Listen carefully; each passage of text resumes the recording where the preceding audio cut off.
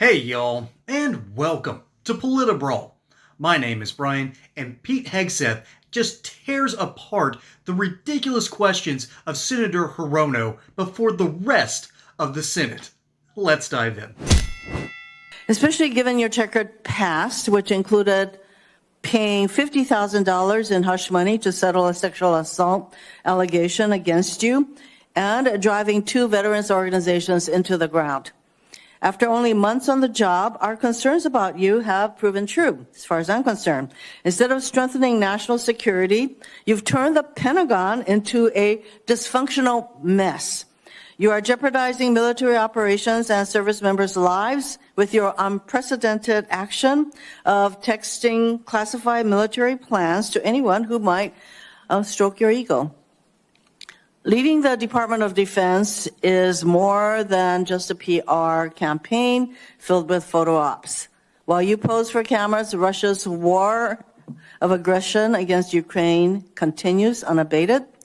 Israel and Iran are also at war, in large part because your boss tore up a multilateral agreement former President Obama brokered with the UK, France, Germany, China, and Russia that curbed Iran's nuclear program and ambitions. Meanwhile, China advances in the Pacific as this regime undermines and attacks our allies. At a time when steady leadership is critical, we are confronted with crisis and instability.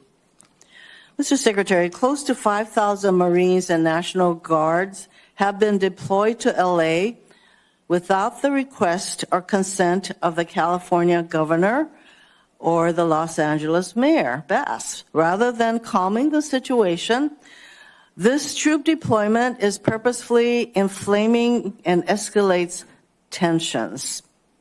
You claim lethality is your top priority. Do you plan to unleash this lethal force against U.S. citizens and civilians in LA and other cities?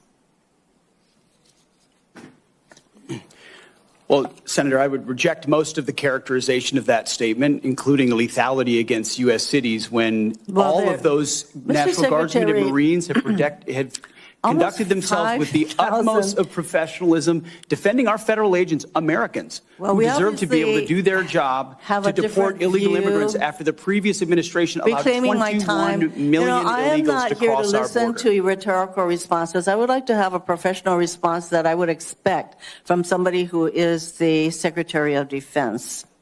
Millions of people peacefully demonstrated this weekend against the president acting like a king. Given this regime's dangerous policy of mobilizing troops inside the U.S., the politicizing of the military is a legitimate concern. So, given the dangerous policy of mobilizing troops inside the U.S., if ordered by the president, I'm going to ask you once again, to shoot peaceful protesters in the legs, would you carry out such an order from the president?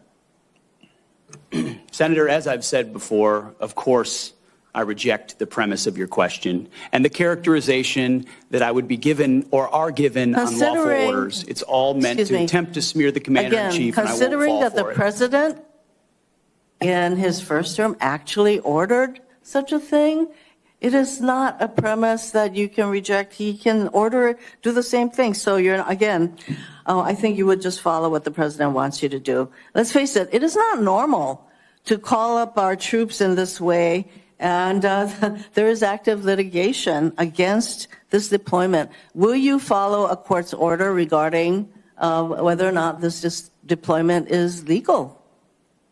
If the court says this deployment of troops into our cities is not legal, would you follow that court's order?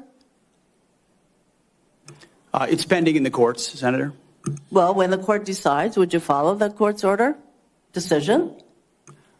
I don't believe district courts should be determining national security policy. So you will not be following that. When it goes to the Supreme Court, we'll see. Court. And unless the president decides to appeal, there you have it.